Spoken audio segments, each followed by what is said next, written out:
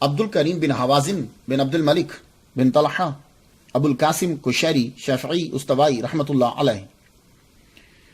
آپ کی ولادت جو ہے وہ ربیع الاول 376 ہجری جولائی 986 عیسوی اور تاریخ وصال آپ کی 16 ربیع الثانی 465 ہجری 29 دسمبر 1072 عیسوی.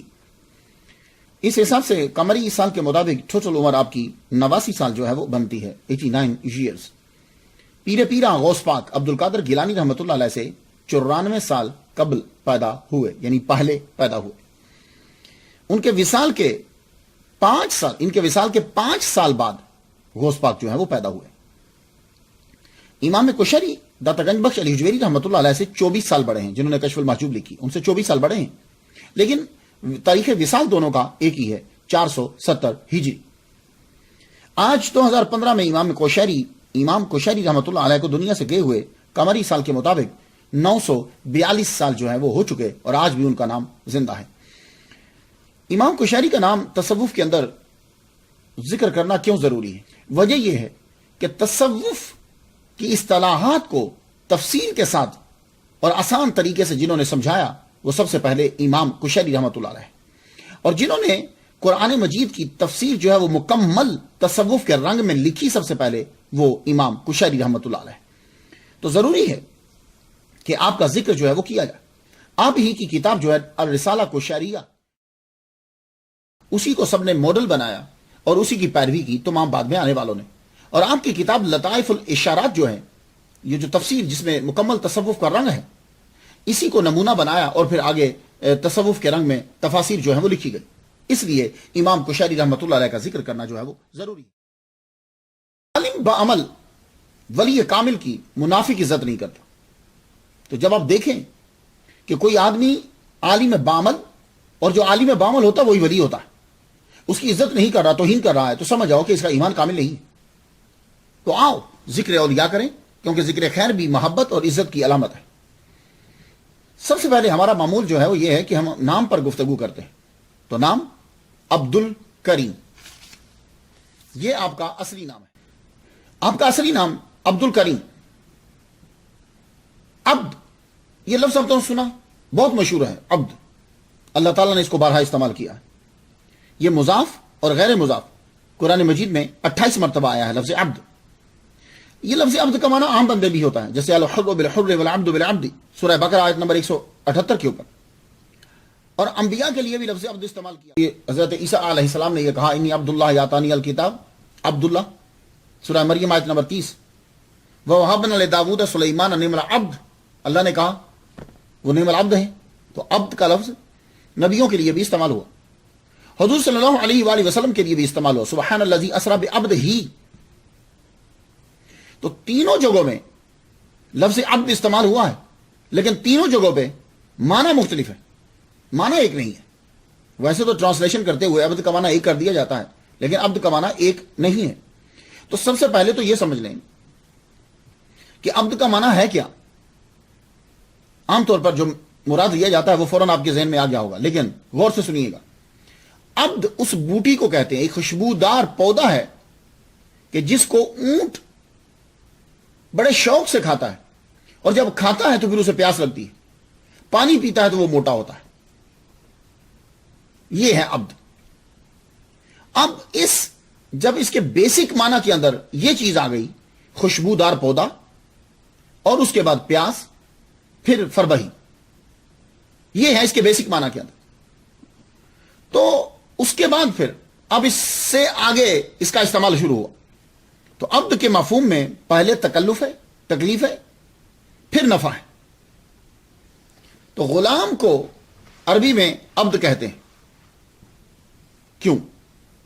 اس لیے کہ اس کو اپنی آزادی میں مشقت اٹھانا پڑتی، اس کے بعد اس کے لیے آزادی اور نفع ہے. تو غلام کو عبد کہا جاتا ہے کہ اس کو پہلے مشقت ہے اس کے لیے، اس کے بعد آسانی. اور ہم اللہ کے بندے ہیں، اللہ کے بندوں کو بھی عبد کہا جاتا ہے. کیوں؟ اس لیے کہ جو احکامات ہیں اللہ جب حکم دیتا ہے تو وہ اس پر عمل کرنا مشکل ہوتا ہے، لیکن جب آدمی عمل کر لیتا ہے تو پھر اس کے لیے آسانی پیدا ہو جاتی ہے.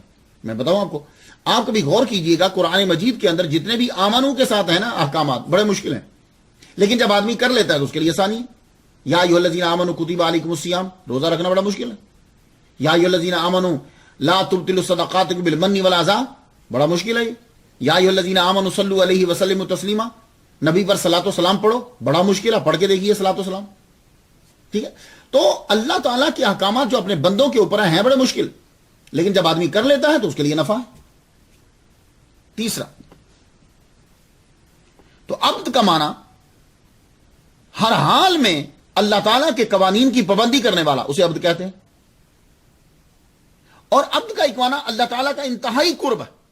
یہ عبد کا معنی جو ہے یہ محمد مصطفیٰ صلی اللہ علیہ وآلہ وسلم کے لیے انتہائی قرب۔ اس لیے حضور صلی اللہ علیہ وآلہ وسلم کو جب قرآن مجید کے اندر عبد کہا گیا، باقیوں کو جب عبد کہا گیا کسی نہ کسی صفت کا ذکر کیا گیا، لیکن جب حضور صلی اللہ علیہ وآلہ وسلم کو عبد کہا گیا تو کسی صفت کا ذکر نہیں ہے، عبد ہی ہے۔ تو انتہائی قرب کے لیے بھی عبد آتا ہے۔ تو میں خلاصہ بیان کر دوں، عبد عام معنی میں بھی ہے، یعنی مشقت اٹھا کر آسانی پانے والا، وہ غلام۔ پھر ہر حال میں اللہ تعالیٰ کے قوانین کی پابندی کرنے والا، مومن۔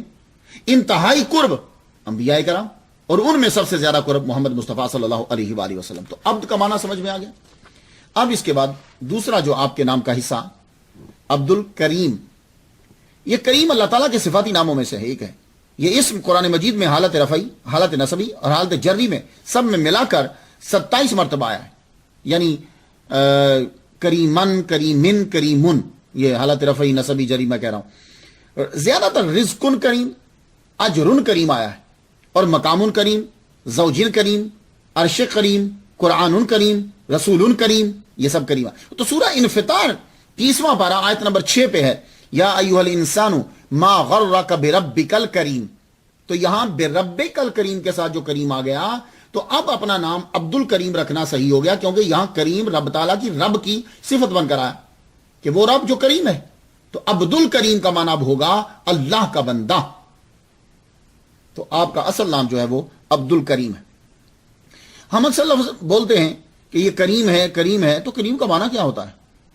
تو عرب کریم اس کو کہتے ہیں جس کے اندر ہر قسم کی بھلائیاں، فضیلتیں اور شرف، ہر قسم کی خوبی ہیں، ہر قسم کی صرف بھلائی ہی بھلائی بھلائی اس کے اندر ہو، اس کو وہ کریم کہتے ہیں۔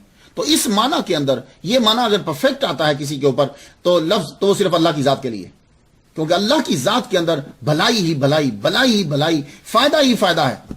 اب کوئی نہ مانے اور نہ مان کر سزا کا مستحق ٹھہرے تو وہ الگ بات ہے، لیکن اللہ تعالیٰ کی طرف سے بھلائی ہی بھلائی، بھلائی بھلائی ہر ایک کے لیے۔ تو اس اور کریم کا معنی شریف، کریم کا معنی نجیب، کریم کا معنی سخی، کریم کا معنی نرم خو، کریم کا معنی آزاد۔ اور یہ جو لفظ ہے وہ اس معنی میں حضور صلی اللہ علیہ وآلہ وسلم کے لیے نہایت موزوں ہے، شریف، نجیب، سخی اور نرم خو کے۔ اور رزق کریم بھی آیا، عزت کی روٹی کو کہتے ہیں، وافر مقدار میں جو روٹی ہوتی۔ تو لیکن امام کشیری رحمۃ اللہ علیہ کا جو نام ہوا عبد الکریم، تو اس کا معنی ہوا کہ وہ اللہ کے بندے، وہ کریم جس کا ذکر بربک الکریم کے اندر ہے۔ کچھ بات سمجھ میں آ گئی؟ تو یہ آپ کے والد گرامی کا نام جو بن حوازن بیان کیا گیا ہے، یہ ہوزان بھی ہے ایک جگہ پہ اور حوازن بھی ہے، لیکن زیادہ تر میں نے واو کے بعد الف ہی پڑھا ہے۔ اب آ جائیے آپ کے نام کے ساتھ جو ہے وہ ابو القاسم آتا ہے۔ یہ ابو القاسم جو ہے کیا نام کنیت رکھ سکتے ہیں کہ نہیں رکھ سکتے؟ اب سوال یہ ہے کہ یہ سوال کیوں پیدا ہوا کہ رکھ سکتے ہیں کہ نہیں رکھ سکتے؟ نام ہے رکھو، نہیں۔ اصل میں ایک حدیث مبارکہ جو ہے وہ ہمارے سامنے آ گئی۔ وہ حدیث مبارکہ جو ہے وہ مسلم شریف کے کتاب الاداب کے اندر ہے اور باب اس کا 754 ہے۔ وہاں ایک حدیث مبارکہ ہے، یہ حضرت انس رضی اللہ تعالیٰ عنہ کی اتھارٹی کے اوپر یہ حدیث مبارکہ ہے۔ روایت ہے کہ بقی میں ایک آدمی نے نادى رجلا بالبقی یا ابا القاسم فالتفت الیہ رسول اللہ صلی اللہ علیہ وسلم فقال یا رسول اللہ انی لم اعنک انما دعوت فلانا۔ بقی کے اندر ایک آدمی نے یا ابا القاسم کہا۔ حضور صلی اللہ علیہ وآلہ وسلم آگے تشریف لے جا رہے تھے، آپ نے پیچھے مڑ کر اس کی طرف دیکھا تو کہنے لگے یا رسول اللہ میں نے آپ کو نہیں بلایا۔ تو اس کے بعد پھر یہ کہہ دیا گیا، حضور نے فرمایا کہ دیکھو میرے نام پہ نام تو رکھ لو، لیکن تم ابو القاسم کنیت مت رکھا کرو۔ کیوں؟ اب جب تم کنیت رکھو گے تم بلاؤ گے کسی دوسرے کو تو حضور صلی اللہ علیہ وآلہ وسلم متوجہ ہو گئے اور آگے سے تم نے کہا نہیں یا رسول اللہ ہم نے آپ کو نہیں بولا. بے ادبی ہے. میری بات آپ سمجھ رہے ہیں؟ یہ ہے حدیث. اب اس حدیث کے بعد جو ہے مختلف اسکالرز نے اپنے مختلف جو ہے وہ نتائج دیے. ایک نے تو یکسر ہی کہہ دیا کہ جناب ابو القاسم کوئی آدمی آج کے دور میں بھی نہیں رکھ سکتا. آج کے دور میں بھی ابو القاسم کو نیت جو ہے وہ نہیں رکھ سکتا. انہوں نے ٹوٹلی ظاہری معنی کو انہوں نے لیا تو کہا نہیں رکھ سکتا. لیکن امام مالک، جمہور قدیم علماء اور اکثر فقہا کا مسلک یہ ہے، کہتے ہیں کہ یہ ممانعت جو ہے یہ سرکار کے ظاہری دور میں تھی. چونکہ اب وہ وجہ ممانعت نہیں ہے تو اب آپ ابو القاسم کو نیت رکھ سکتے ہیں. یہ ہے جمہور قدیم علماء کا. متقدمین کی ایک جماعت کا موقف ہے کہ آج بھی جس کا نام محمد یا احمد ہے وہ ابو القاسم نہیں رکھ سکتا، باقی سب رکھ سکتے ہیں. تو ابو القاسم جب میں ہسٹری میں دیکھنے لگا کہ اولیاء کرام کے نے کنیت استعمال کی ہے کہ نہیں، تو مجھے بہت سارے اولیاء کرام ملے. آئیے میں علامہ یوسف نبہانی رحمۃ اللہ علیہ کی بک سے کچھ ابو القاسم آپ کی نظر میں پیش کرنا چاہتا ہوں. ابو القاسم کا معنی ہوتا ہے قاسم کا باپ، یا اس کا معنی ہوتا ہے تقسیم، بہت تقسیم کرنے والا. ابو بکر بن ابو القاسم یہ ایک ولی گزرے ہیں. فرماتے ہیں کہ جس کو میں نے دیکھا وہ جنتی ہے. حضرت ابو القاسم خراسانی آپ صاحب کشف تھے. ابو القاسم احمد بن احمد یمنی یمن کے سردار تھے اور ولی کامل تھے. درندے آپ کے پاس آ کر بیٹھ جایا کرتے تھے. ابو القاسم عبد الرحمن بن ابی خیر یمنی آپ ہر رات 2 رکعت میں پورا قرآن مجید پڑھ دیا کرتے تھے. ابو القاسم بن سلیمان آپ کے سامنے تلوں، اگر یوں تل اٹھائے جاتے اور اٹھا کے کہا جاتا بتائیے یہ کتنے تل ہیں، تو آپ بتا دیا کرتے تھے تل کتنے. تو ان کا نام بھی ابو القاسم بن سلیمان. ابو القاسم بن محمد یمنی آپ کی قبر پہ جو دعا مانگی جاتی اللہ تعالیٰ اسے قبول فرماتا. ابو القاسم بن احمد مغربی جس ولی کی کرامت سنتے تو آپ تصدیق فرما دیتے. کسی نے کہا حضور جس کی بھی کرامت سنتے ہو تصدیق کر دیتے ہو. فرمانے لگے اگر ایسا نہ کریں تو رحمت جو ہے وہ اٹھ جاتی ہے. تو ابو القاسم بن احمد مغربی رحمۃ اللہ علیہ جس ولی کی کرامت سنتے اس کی تصدیق فرما دیتے. کہتے جو ایسا نہ کرے وہ رحمت سے محروم ہو جاتا ہے.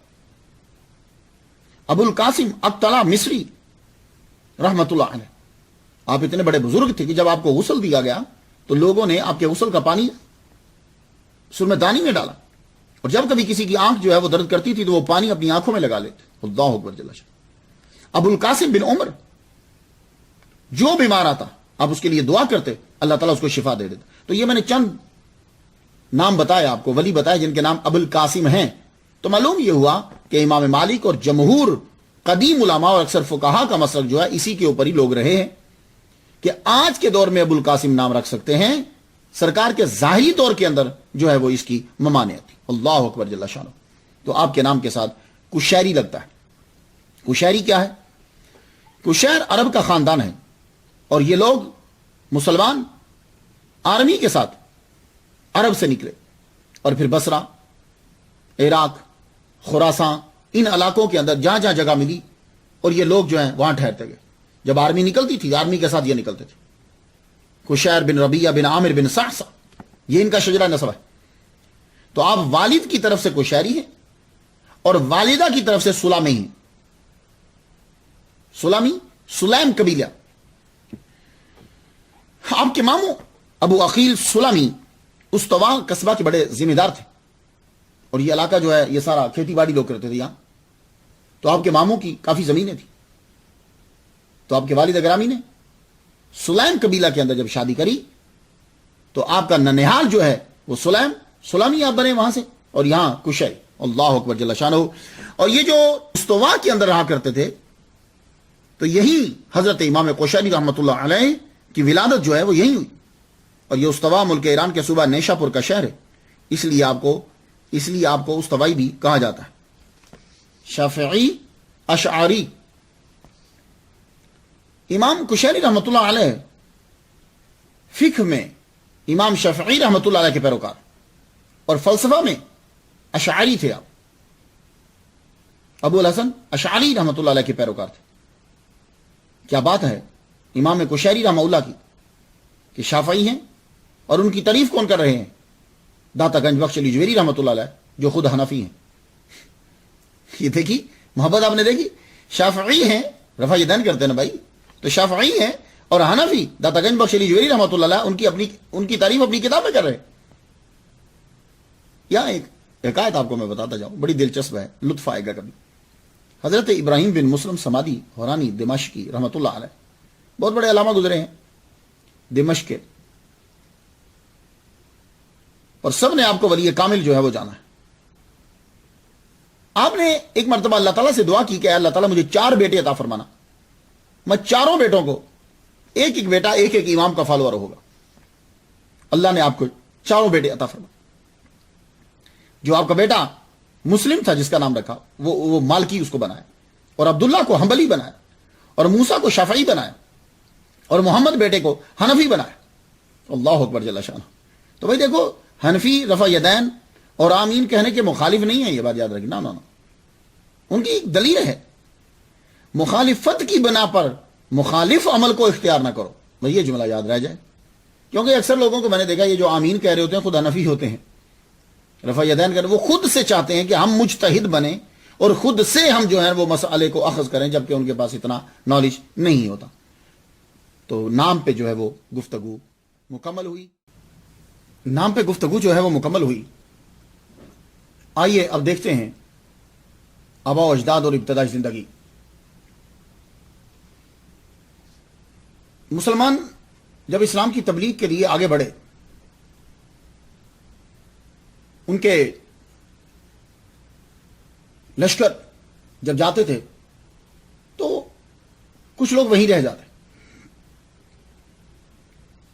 عرب قبیلے آرمی کے ساتھ جب نکلتے وہ آباد ہو جاتے, بصرہ میں, عراق میں, خراسان, پھر آگے چلے, پھر ایران, اس طریقے سے پھر یہ افغانستان تک بھی آئے, پھر پاکستان, انڈیا. تو وہ جب یہاں رکتے تو مختلف کام شروع کر دیتے. کچھ تبلیغ شروع کر دیتے, کچھ بزنس وہاں شروع کر دیتے, اور کچھ جو ہیں وہ کھیتی باڑی شروع کر دیتے. جو جس کو کام آتا, جو ایزی لگتا, وہ آگے بڑھتا جاتا. امام کشیری رحمۃ اللہ علیہ کے آباء و اجداد جو ہیں یہ بھی عرب سے ہی آئے. انہوں نے آ کر جب یہ استوا تک پہنچے ہیں تو آگے کھیتی باڑی شروع کر دی. استوا کے اندر ہی یہ جو قصبہ ہے موجودہ آج کے دور کا جو ایران ہے, اس کا صوبہ جو ہے وہ نیشاپور. ویسے پرانا جو خراسان تھا وہ بہت بڑا خراسان تھا, یہ بات آج کا نہیں, پرانا خراسان وہ بہت بڑا تھا. اس کا نقشہ آپ اگر دیکھنا چاہیں نا تو آپ کو اس کے اندر بہت سارے جو آج ملک بن چکے ہیں وہ اس کے چھوٹے چھوٹے شہر ہوا کرتے تھے, صوبے سمجھ لیجئے وہ ہوتے تھے. ہاں, تو اس خراسان کے اندر جو ہے نا وہ آپ کا قیام, وہاں یہ استوا قصبہ, وہاں آپ کھیتی باڑی کیا کرتے تھے. ددیال اور ننہال, ننہال میں کھیتی باڑی زیادہ تھی, بلکہ یہ بہت بڑے زمیندار تھا آپ کا ننہال جو ہے. یعنی آپ کہہ سکتے ہیں کہ آپ کے ماموں جو تھے ابو عقیل سلامی, یہ بہت بڑے زمیندار تھے, بڑی امیر آسامی تھی. امام کشیری رحمۃ اللہ علیہ کے دور تک گھر کی اور ماحول کی زبان جو ہے وہ پرشین ہو چکی تھی, لیکن عربی سے رابطہ ابھی تک کٹا نہیں تھا. عربی کی تعلیم بچوں کو ضرور دلوائی جاتی تھی.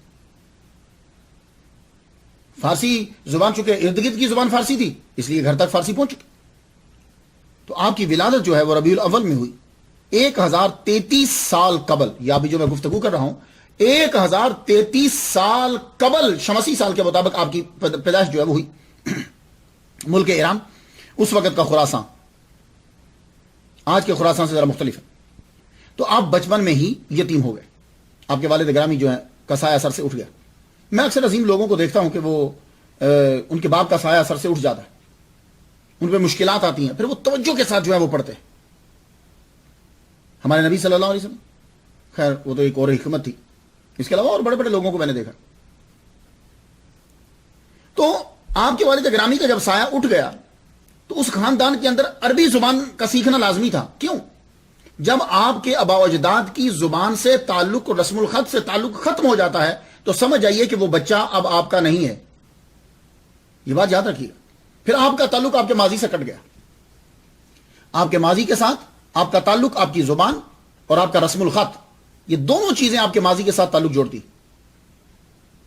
اس لیے یہ بڑی خاموشی کے ساتھ مسلمانوں کے ساتھ خاص طور پر سازش کی جا رہی ہے کہ رسم الخط کو جو ہے وہ ختم کیا جائے. مسلمان جو ہے رومن میں لکھیں، بس بڑی آواز اٹھتی ہے مسلمان رومن میں لکھیں. وہ کیا ہوتا ہے؟ وہ انگلش میں لکھتے ہیں MAIN، میں ہے.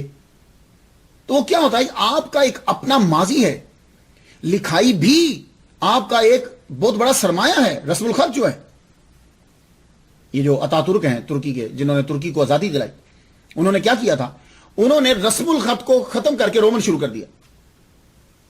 تو ایک بہت بڑے پروفیسر تھے اس دور کے، بڑے اسکالر، بڑے مشہور تھے.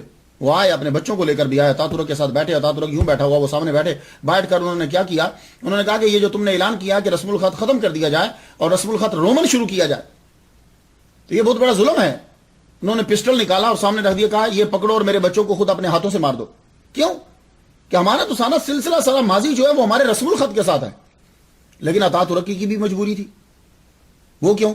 اس لیے کہ اتاتورک جو تھا، عثمانیہ جو ہے یہ حکومت کرتے تھے، سارے عربی ملک ان کے انڈر تھے.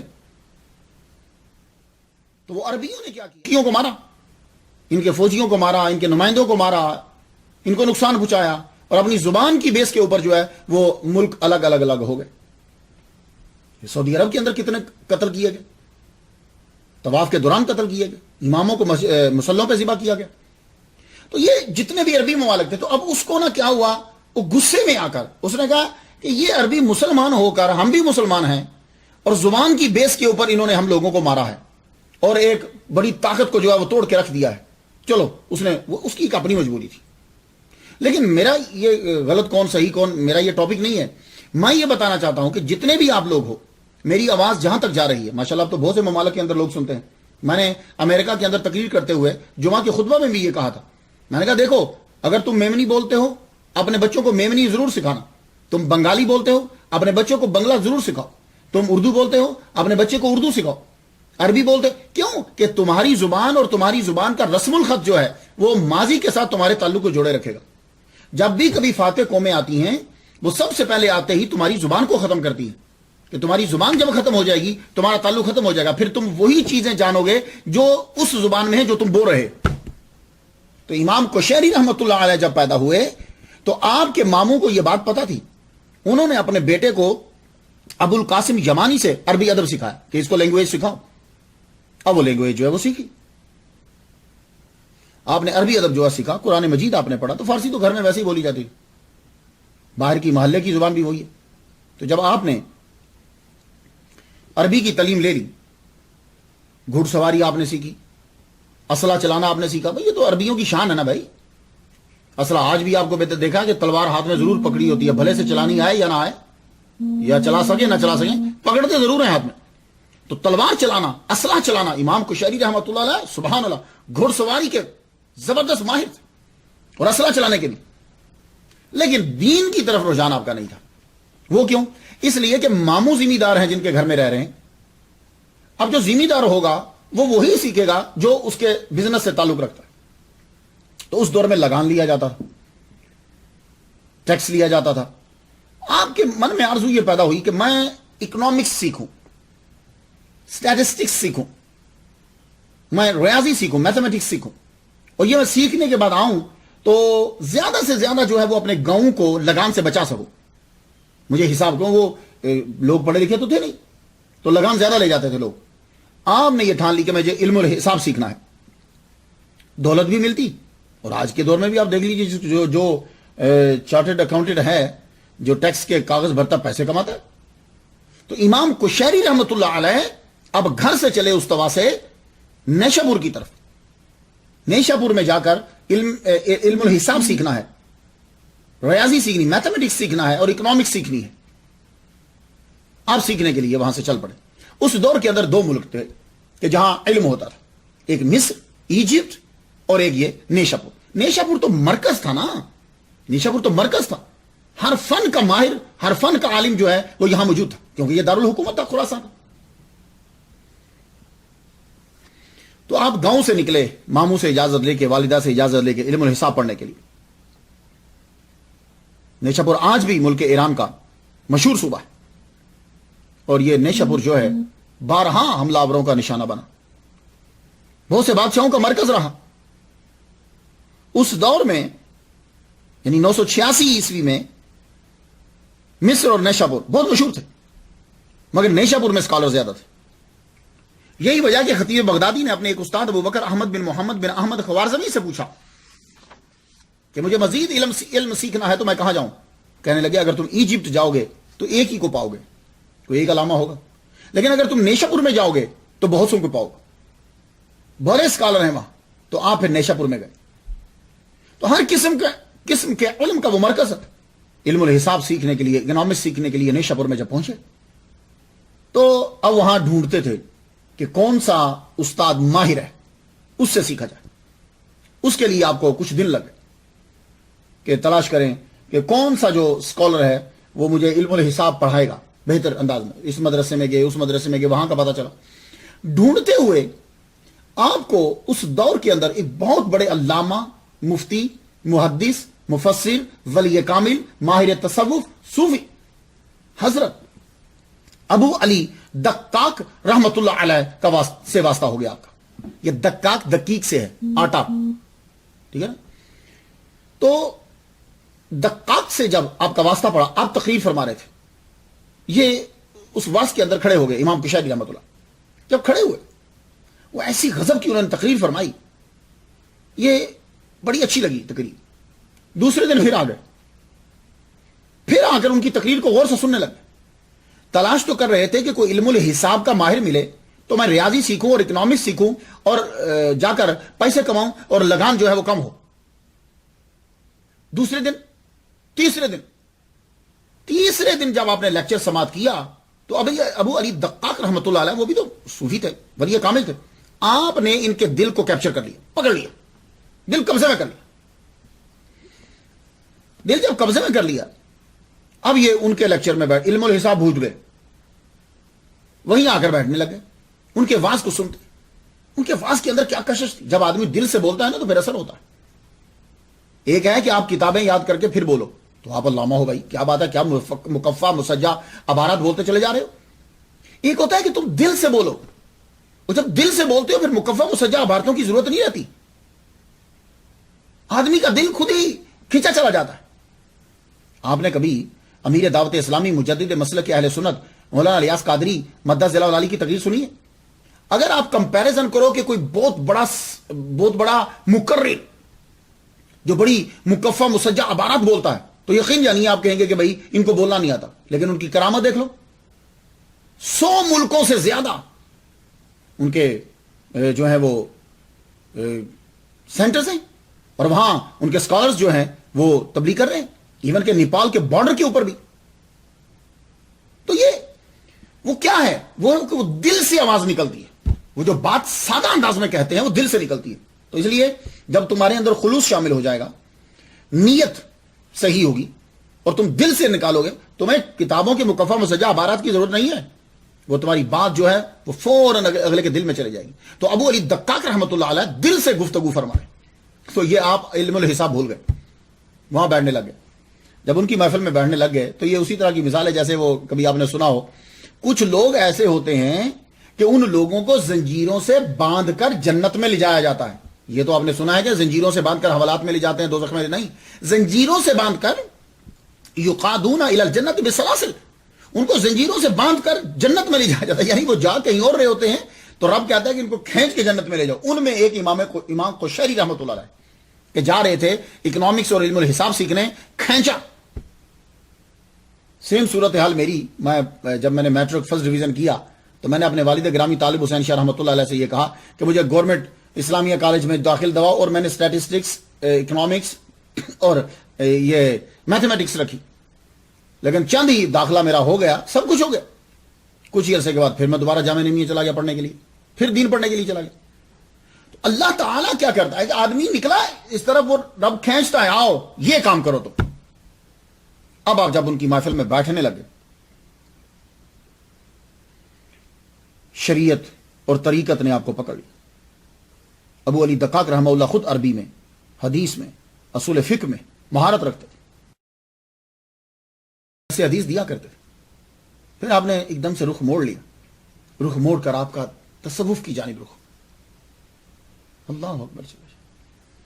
تو شیخ ابو علی دقاق کہ جب یہ دیوانے ہو گئے, آپ ان کی محفل میں بیٹھنے لگے, تو ایک دن کہتے ہیں کہ مجھے بیعت کر لیجیے. بھول گئے مجھے واپس جانا ہے, کہتے ہیں مجھے بیعت کر لیجیے. آپ نے فرمایا نہیں, تم پہلے جا کر علم شریعت پڑھ کر آؤ, پھر ہم تمہیں بیعت کریں گے, پھر یہ سکھائیں گے. یہ ہے فرق. حضرت نظام الدین و محبوب العلیاء جو ہیں, ان سے پہلے بیعت بہت مشکل تھی. غور سے سنیے گا. حضرت نظام الدین والملت والاولیاء جو ہیں, ان سے پہلے بیعت بہت ہی مشکل تھی. یعنی بعض اوقات تو اتنی مشکل ہو جاتی تھی کہ آدمی کو پورا 8 9 10 سال جو ہے وہ پڑھنا پڑتا تھا, پھر بیعت ہوتی تھی. اتنی مشکل ہوتی تھی, لیکن پھر بھی مشکل تھی. نظام الدین والملت والاولیاء نے بیعت کو آسان کر دیا. وہ کیوں کیا؟ آپ کی ایک لاجک تھی, ریزن تھی, اور وہ تقاضا تھا اس دور کا. وہ کیا تھا؟ آپ فرماتے تھے کہ یہ جب بیعت کریں گے تو چلو توبہ تو کریں گے. آپ نے توبہ کو سامنے رکھتے ہوئے بیعت کو عام کر دیا. جو بھی آتا آپ بیعت کرتے. خرقہ بھی عطا فرما دیتے کہ وہ اسی بہانے اس کی لاج رکھتے ہوئے جرم سے باز آ جائے گا اور اللہ کی طرف آ جائے گا. زبردست بات ہے یہ بھی. لیکن قبل کیا ہوتا تھا؟ قبل یہ تھا کہ جاؤ جا کے پڑھو, تو بیعت بہت مشکل ہوتی تھی. آج کل تو خیر اور ہی آسان ہو گئی. اب تو ہم اسے کچھ کہتے بھی نہیں, ٹھیک ہے چل رہا جو چلنے دو. تو کہنے لگے کہ آپ سب سے پہلے جا کر شریعت پڑھیے. جملہ کیا کہا؟ دیکھیے یہ جو چھوٹے چھوٹے جملے ہیں نا, یہی آپ کی لائن کو چینج کریں گے. کیا کہا آپ نے؟ آپ نے کہا دیکھو بیٹا, طریقت کی بنیاد شریعت کے اوپر ہے.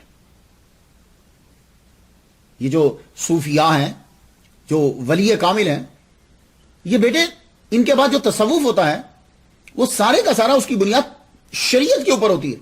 پہلے علم شریعت سیکھ کر آؤ, اس کے بعد آ کر طریقت سیکھو. کچھ بات واضح ہو گئی ہے. تو جب یہ بات واضح ہے ان لوگوں کے لفظوں سے, اقوال سے, کہ جنہوں نے تصوف کو پھیلایا ہے, تو کیا پرابلم ہے؟ مجھے سمجھ نہیں آتی ان لوگوں کی کہ ان کے ساتھ ان کی نفسیات کیا ہے کہ وہ آج کے جاہل لوگوں کو دیکھ کر اس پورے سلسلے کے اوپر اعتراض کر دیتے ہیں. کوئی بات سمجھی آپ نے؟ تو کہا کہ طریقت کی بنیاد شریعت کے اوپر ہے. سادہ لفظوں میں بول دوں جو آپ کو فیملیئر ہے, تصوف کی بنیاد قرآن اور حدیث کے اوپر ہے. جاؤ پہلے جا کے یہ سیکھو.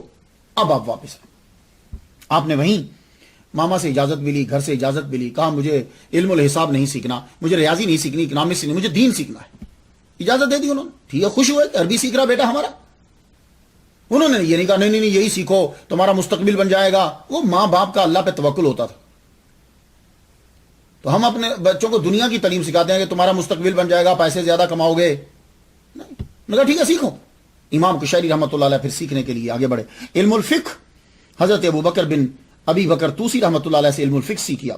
ابو حامد احمد بن محمد اسفرائینی سے, ان سے بھی آپ نے پڑھا. یہ شافعی فقہ کے امام تھے. آپ کو جتنے اساتذہ ملے وہ سب شوافع ملے, تو اس لیے آپ نے فقہ جو سیکھی وہ امام شافعی رحمۃ اللہ علیہ کی فقہ سیکھی. امام ابو بکر جو ہیں ان سے بھی اصول فقہ پڑھا آپ نے. اصول شاشی, نور الانوار, یہ جو کتابیں اس قسم کی جو کتابیں ہیں, یہ ضروری نہیں کہ یہ کتابیں اس دور میں ہوں. خیر مطلب یعنی ان کتابوں کے اندر جو ہے وہ اصول فقہ وہ آپ نے پڑھے. اور یہ اساتذہ کتنے زبردست باادب ہوتے تھے. آج کل کے دور میں تو ایسے اساتذہ بھی نہیں ملتے. یہ جو آپ کے اصول فقہ کے استاد تھے, یہ اس کمرے میں سویا ہی نہیں کرتے تھے جس کمرے میں قرآن مجید پڑھا ہوتا تھا. کیوں؟ بس ان کا ایک اپنا ادب ہے, وجدان ہے. کہتے تھے بے ادبی ہوتی.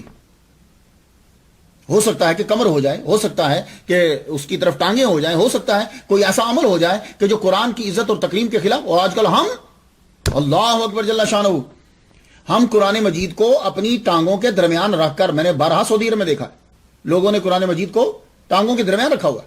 لوگوں نے قرآن مجید کو سامنے نیچے زمین پہ رکھا ہوا ہے. بعض لوگوں نے قرآن مجید کو اپنے تکیہ بنایا, سر کے نیچے رکھا ہوا ہے. اور بعض نے قرآن مجید کو وہیں رکھا ہے جہاں جوتے رکھے ہیں, وہیں اسی تھیلے کے اندر قرآن مجید رکھا ہے. یہ وہ چیزیں ہیں جو میں نے دیکھی ہیں اور آپ کو بیان کر رہا ہوں. تو وہ لوگ قرآن مجید کا ادب کتنا کرتے تھے. قرآن مجید کا ادب کہ یعنی جہاں قرآن ہے وہاں سو ہی نہیں رہے. ویسے کوئی فقہ کا مسئلہ نہیں ہے کہ اگر قرآن مجید اوپر پڑا ہوا ہے تو اس اوکے, لیکن یہ ادب ہے. اللہ اکبر جل. امام ابو اسحاق ان کے مدرسہ میں جانے لگے. یہ بہت بڑا مدرسہ تھا. یہ امام منطقی تھے, اصولی تھے, اور شافعی فقہ کے زبردست امام تھے. ان کے مدرسہ میں جا کے پڑھتے تھے. اور اکثر علماء جو علم الکلام اور علم الاصول کے ماہر نیشا پور کے اندر, وہ سب ان کے شاگرد. امام بائحقی نے اسی مدرسہ سے پڑھا. ان کی کلاس کے اندر جا کر امام کشاری رحمۃ اللہ علیہ جو ہے وہ جا کر بیٹھنے لگے. اب جب بیٹھے اور پڑھے, وہ پڑھاتے اور آپ سنتے جاتے. یہ طریقہ کار آپ کو عرب ممالک کے اندر, ایون کہ یہ جو مغربی ممالک ہیں نا, جیسے یہ مراکش ہے اور یہ جو علاقے, یہاں یہی ہے. مراکش میں گیا نومبر میں, وہاں میں نے دیکھا وہ اسی طرح ہی ہے. ایک بیٹھ جاتا ہے, باقی سب جو ہیں وہ سنتے رہتے ہیں. بتا دیا جاتا ہے کہ آج یہ ٹاپک ہوگا. کچھ لوگ لکھتے ہیں, کچھ لوگ سنتے رہتے ہیں. آپ تو خیر کیمرے سے ویڈیو بنا لیتے ہیں, یہ چیزیں ساری بنا لیتے ہیں. سعودی عرب کے اندر اگر آپ چلے جائیں, مسجد نبوی کے اندر, مسجد الحرام کے اندر, اسی طرح وہ بیٹھا ہوا ہے, وہ پڑھا رہا ہے, باقی لوگ پڑھ رہے ہیں. کبھی کبھی یہ کتاب ہوتی ہے, کبھی کبھی وہ زبانی پڑھا. تو یہ طریقہ کار جو ہے وہ ہمارے ہاں ایسا نہیں. ہمارے ہاں یہ کہ ہر ایک کے سامنے وہ کتاب ہے, اسی کتاب کو پڑھنا ہے, پڑھے. تو وہاں زبانی ہوتا تھا. تو امام جب پڑھا رہے ہیں ابو اسحاق, تو آپ سنتے جاتے تھے. ایک دن انہوں نے پاس بلا کے کہا, بیٹے اگر لکھ لیا کرو تو بہتر ہے تمہارے لیے. کہنے لگے مجھے سارا زبانی یاد ہے, آپ نے جتنا آج تک پڑھا ہے. لگے اچھا, تو آپ نے وہ سارا سنا دیا, شروع کر دیا سنانا. تو آپ کو یقین ہو گیا کہ واقعی یہ صحیح کہہ رہے, اتنا اللہ تعالیٰ نے. تو ادھر امام کشیری رحمۃ اللہ علیہ علم شریعت پڑھتے جا رہے ہیں, اور آپ باقاعدہ طور پر حضرت ابو علی دقاق رحمۃ اللہ علیہ کی محفل میں بھی شامل ہوتے. وہاں بیٹھتے, ان کے بھی جب ان کا واز ہوتا تو آپ جاتے. لیکن کمال ادب ہے, اللہ اکبر جل شانہ, کمال ادب ہے, کمال ادب. جب بھی آپ نے ان کی محفل میں جانا ہوتا, غور سے سنیے گا, آج کل تو وہ عقیدت بھی نہیں رہی اور وہ پیر بھی نہیں رہے. تو ادب کا تقاضا یہ تھا کہ پہلے ایک دن روزہ رکھتے. معلوم ہوتا کہ آج ابو علی دقاق رحمۃ اللہ علیہ واز فرمائیں گے, ان سے ملاقات کرنا ہے, تو اس سے پہلے ایک دن روزہ رکھتے. روزہ رکھنے کے بعد جب محفل میں جانے لگتے تو غسل کرتے, غسل کرنے کے بعد اب آپ جاتے. یہ ادب ہے. تو واز سناتے, اور ہمت, کبھی کبھی تو ایسا ہوتا کہ ملاقات ہو جاتی, اور کبھی تو ہمت ہی نہ پڑتی, دروازے تقریر سن کر ہی پلٹ آتے واپس, کہ ہمت نہ پڑتی کہ میں آگے جا کے مل لوں ان سے. یہ ادب ہے. تبھی وہی شاگرد بڑے اعلیٰ مقام پر پہنچتے ہیں. ہم تو ان لوگوں کو عجیب سا سمجھتے ہیں نا, یار کیا کرنا استاد ہمارے جیسے, یہ برابر کی بات کرو.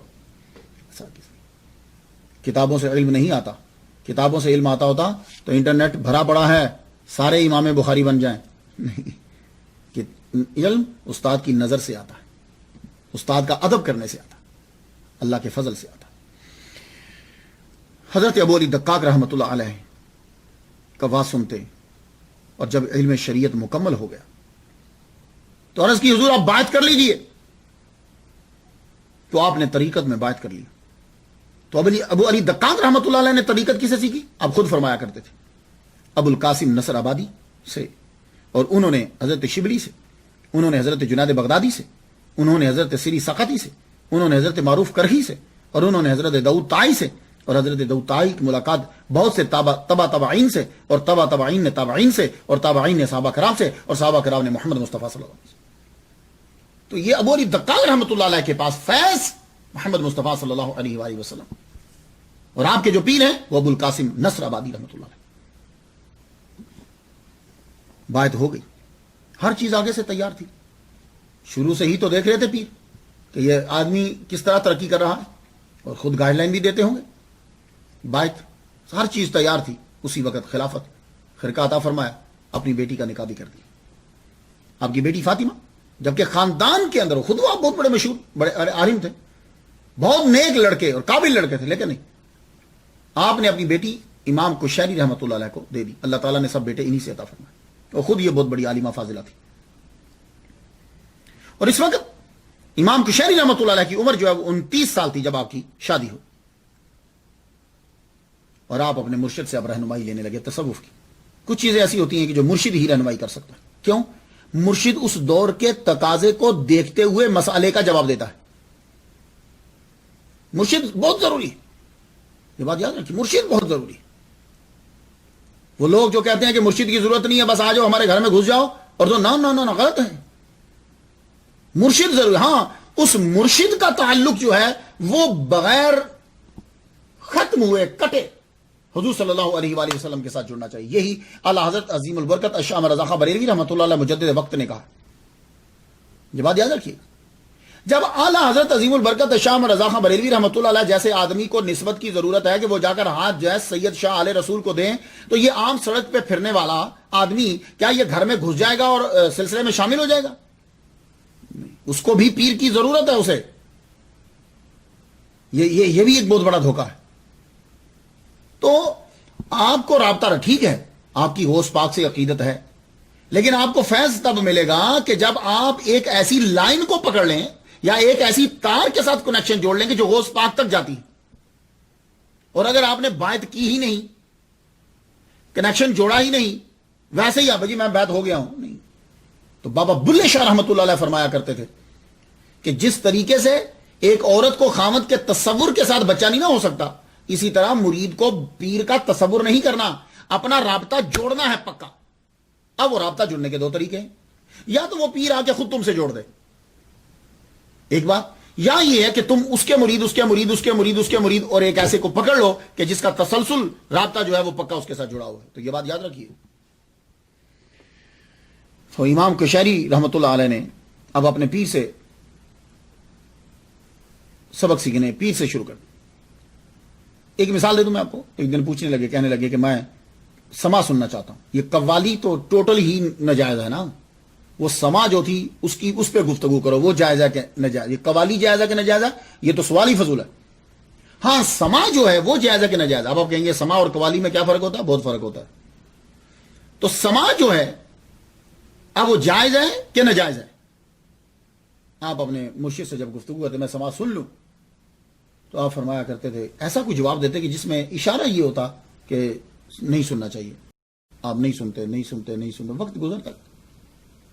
آخر میں جب آپ کی تربیت مکمل ہو گئی تو پھر ایک دن اپنے مرشد سے پوچھتے ہیں کہ میں سما سن لوں. آپ ذرا جواب سنیے, اب جواب سنیے. اب حضرت ابو علی دقاق رحمۃ اللہ کا جواب سنیے. کہنے لگے, ہاں مشائخ صوفیہ فرماتے ہیں کہ جس سما میں تمہارا دل اللہ کی طرف لگ جائے اس میں کوئی حرج نہیں. امام کشیری رحمہ اللہ نے خود باب باندھا ہے اور جملہ لکھتے ہیں کہ سما سے اکثر غلطی میں پڑنے کا احتمال ہوتا ہے, اس لیے عوام کے لیے پرہیز بہتر ہے. کچھ سمجھ میں آ گیا؟ عوام کے لیے. تو میں جملہ عرض کر چکا ہوں کہ اولیاء کرام سما کو بطور دوائی استعمال کرتے ہیں, میڈیسن. سما بطور دوائی ہے, یہی سب کہہ رہے ہیں. اور قوالی اس کی تو گفتگو ہی نہیں کرو, اس کو تو ٹوٹل سننا ہی نہیں ہے. اب میں نام نہیں لینا چاہتا کہ ہمارے مسلم میں یہ نہیں, لیکن یہ آپ کو میں بتا دوں یہ قوالی ہیں. اب قائد کیا لگائی کہ جس کو سننے کے بعد آدمی کا دل اللہ کی طرف لگ جائے, یعنی کہ وہ شراب پینے لگ جائے, اللہ کی طرف لگ جائے. اشارہ کافی آپ کو, اللہ کی طرف لگ جائے. تو پیر آپ کی تربیت جو ہے وہ فرماتے رہے. آخر سب نے جانا تو ہوتا ہی ہے. آپ کے پیر و مرشد ابو علی دقاق اور آپ کے سسر دنیا سے تشریف لے گئے. آپ نے ایک مدرسہ بنایا تھا, اس میں آپ ظاہری اور باطنی علم سکھایا کرتے تھے. اس مدرسے کو آپ نے 1001 میں اس کی بنیاد رکھی تھی. اس وقت امام کشیری شاید استوا میں ہی ہوں گے, پڑھنے آئے نہیں تھے, 15 سال عمر تھی ان کی. تو بعد میں جب آپ دنیا سے تشریف لے گئے تو امام کشیری رحمہ اللہ جانشین بنے. تو امام کشیری رحمہ اللہ نے اس مدرسے کی اور تشہیر کی, انتظام کو سنبھالا, تو اس کا نام مدرسہ کشیریہ رکھا. اب امام کشیری رحمۃ اللہ علیہ خود لوگوں کی تربیت فرمانے لگے. قرآن, حدیث, فقہ سب چیزیں آپ کو آتی تھی. تصوف آپ نے ابو علی دقاق رحمۃ اللہ علیہ جیسے ولی کامل سے سیکھا. اب آپ خطاب فرمانے لگے. آپ نے کیا کام شروع کیا؟ تقریر, تحریر, تدریس, تینوں کام شروع کر دیے. امام کشیری رحمۃ اللہ علیہ خطابات فرماتے, تقریر کرتے. آپ کی عمر تقریباً اس وقت 30 سال کے قریب ہو چکی ہے اور مرشد دنیا سے چلے گئے. مرشد کے ہوتے ہوئے بھی آپ نے تقاریر کی ہیں. مرشد نے آپ کی ڈیوٹی بھی لگائی کچھ جگہوں کے اوپر, جاؤ جا کے تقریر یہاں کیا کرو, اور مدرسہ میں بھی کیا کرتے تھے. 30 سال جب آپ کی عمر ہوگی تقریباً دنیا سے چلے گئے. ابو الحسن علی بن حسن یہ کہتے ہیں کہ آپ کا آواز اتنا پر اثر ہوتا تھا. اس کو ایک تشبیہ, ایک مثال دی آپ نے کہتے ہیں کہ اتنا پر اثر آپ کا واز ہوتا تھا کہ اگر پتھر کو رکھ دیا جائے تو پتھر موم ہو جائے، کیونکہ انسان کے جو دل ہوتے ہیں اللہ تعالیٰ نے ان دلوں کو تشبیہ دی ہے. ثم قست قلوبکم من بعد ذلک فہی کالحجارہ، وہ آیت ذہن میں آ گئی کہ جیسے پتھر ہے. لیکن پتھروں میں بھی قسمیں ہیں، کچھ تو ہیں کہ اس سے نہر پانی کے چشمے نکلتے ہیں، کچھ سے نہر نکلتے ہیں، کچھ ایسے ہیں کہ جو کانپتے ہوئے گر پڑتے ہیں. تو فرمایا کرتے تھے کہ پتھر کو رکھ دیا جائے تو پتھر موم ہو جائے. اور اگر شیطان کو باندھ کر آپ کی محفل میں بٹھا دیا جائے کہ جس میں آپ تقریر فرما رہے ہو تو شیطان جو ہے وہ تائب ہو جائے، یہ کیفیت کو بیان کر رہے ہو. یہ اتنا اثر ہوتا تھا آپ کی تقریر کے اندر. اور آپ تدریس بھی کرواتے تھے. وہ کیا آپ حدیث پڑھایا کرتے تھے. آپ نے حدیث مبارکہ بہت سے اسکالر سے سنی ہے اور اجازت لی ہے اور پڑھائی. آپ املا کروایا کرتے تھے، چلیے لکھیے کالا کالا کالا فلاں ان فلاں ان فلاں ان فلاں ان فلاں ان فلاں. یہ املا 437 میں حدیث کی املا آپ نے شروع کروائی اپنے مدرسہ کے اندر. لوگوں کو حدیث پڑھایا کرتے تھے، لکھوایا کرتے تھے. لیکن پھر بعد میں کیا ہوا کہ جب وہ ابتلا کا دور شروع ہوا، تغرل بیگ کا دور شروع ہوا، یہ رابطہ جو ہے وہ کٹ گیا. اس کے بعد پھر دوبارہ شروع ہوا یہ رابطہ. آپ مفسر تھے، محدث تھے، مصنف تھے، ادیب تھے، شاعر تھے، خوش نویس تھے، ہر علم میں آپ نے محنت کی. اور یہ سنی اس دور میں تو جو اسکالر ہوتا تھا وہ ہر سبجیکٹ میں پی ایچ ڈی ہوتا تھا. وہ یہ نہیں کرتا تھا کہ کتاب کو شروع سے پڑھا اور بند کر دیا، نہیں، وہ ماہر ہوتا تھا اس علم کے اندر، تبھی وہ سیٹ کے اوپر بیٹھتا تھا. آج کے دور میں تو ہم کسی ایک میں جا کے علامہ بنتے ہیں، پی ایچ ڈی ہوتے ہیں، بعد نہیں، وہ ہر اس سبجیکٹ میں پی ایچ ڈی کر لیتے تھے. اللہ کا فضل ہوتا تھا ان پر. گھڑ سواری سیکھی، نحوی غضب کے تھے آپ، اور عربی لغت اللہ اکبر جل شانہ. مگر تصوف کا رنگ جو ہے وہ ان تمام کے اوپر جو ہے وہ غالب آ گیا. تو 437 ہجری میں آپ نے پڑھانا شروع کیا، پھر بیچ میں رابطہ جو ہے وہ کٹ گیا، آپ کو نیشا پور جو ہے وہ چھوڑنا پڑا. 455 ہجری میں دوبارہ واپس آئے، پھر سے آپ نے یہی کام شروع کیا. پھر آپ آخری دم تک آپ یہی سلسلہ جاری رہا. لوگ اکثر کہتے ہیں کہ صوفیہ کرام جو ہیں یہ صحیح نہیں ہوتے، ان کو دین کا پتہ نہیں ہوتا. میں عرض کرنا چاہوں گا پلیز آپ پڑھیے. ماشاء اللہ حضرت احمد تو میرا بھی اللہ تعالیٰ کا بڑا کرم ہے کہ میری وجہ سے بہت سارے لوگ جو ہیں وہ اولیاء کرام کی طرف پھر پلٹے. اب ان کو پڑھنے لگے، انہیں پتہ چلا کہ یار اصل دین تو ان کے پاس ہے. اب ذرا توحید سن لیجئے، امام کشیری رحمہ اللہ کی توحید سن لیجئے، صوفی کی توحید سن لیجئے. اے خدا، میں تمہارے احسانات کا شکر ادا نہیں کر سکتا، اور نہ کوئی زبان تمہاری بلندیوں کو بیان کر سکتی ہے. اللہ کا وجود ہمیشہ سے یکتا رہا ہے. اس کا ماضی مستقبل وقت کی بندشوں سے بالا ہے. کوئی وجود اسے محصور نہیں کر سکتا، نہ کوئی آنکھ اسے دیکھ سکتی. اللہ اکبر جل. برابر آپ رسالہ کشیریہ کا مقدمہ پڑھیے گا، یقین جانیے کیا عبارات استعمال کرتے ہیں اور کیا لفظ استعمال کرتے ہیں، اللہ تعالیٰ کی توحید بیان کرتے ہیں. تصانیف. جب آدمی کے پاس علم ہوتا ہے، اس کا دل چاہتا ہے کہ میں لکھوں اور لکھ دوں تاکہ بعد میں آنے والے لوگ اس سے استفادہ کرتے رہیں اور مجھے بھی ثواب ملتا رہے. وہ کتابیں بیچنے کے لیے نہیں لکھا کرتے تھے، کیونکہ اس دور کے اندر کتابیں اپنے ہاتھوں سے لکھی جاتی تھی. اس کے بعد کاپیوں کو، اس کی کاپیاں لکھوا کر مختلف شہروں میں، مختلف جگہوں میں تقسیم کر دی جاتی، اور لوگ اس سے استفادہ کرتے تھے. اس سے پیسے نہیں ملتے تھے کہ رائلٹی مل رہی، نہیں، ایسا نہیں ہوتا تھا. تو آپ اللہ اور اس کے رسول کی رضا کے لیے کتاب لکھا. کہتے ہیں کہ 30 کے قریب آپ کی کتابیں ہیں. اب چھپ کر کتنی آئی ہیں؟ بہت کم ہے. التفسیر الکبیر، اس کے بارے میں کہا جاتا ہے کہ یہ آپ کی پہلی کتاب ہے، یہ پہلی ہے. علامہ جلال الدین السیوطی رحمۃ اللہ علیہ نے اسے اجود التفاسیر کہا. اس کے اندر جب آپ اس کو پڑھیں، اور کتاب آدمی کی کتاب بتا دیتی ہے کہ اس دور کے اندر آدمی کہاں ہے اور اس کے اندر نالج جو ہے وہ کتنا ہے اس دور میں. تو آپ جب ان کی تفسیر یہ پہلی پڑھیں گے تو آپ کو اس کے اندر لغت ملے گی، اشتقاق ملے گا، نحو ملے گی، اسباب نزول ملیں گے، آپ کو اخبار ملیں گے، اور قصص ان سے بحث کی گئی. اس کے اندر پتہ چل جاتا ہے کہ عالمی جو لکھنے والا ہے، مفسر جو ہے، اس کی نظر بہت دور تک ہے، اس کے پاس علم ہے.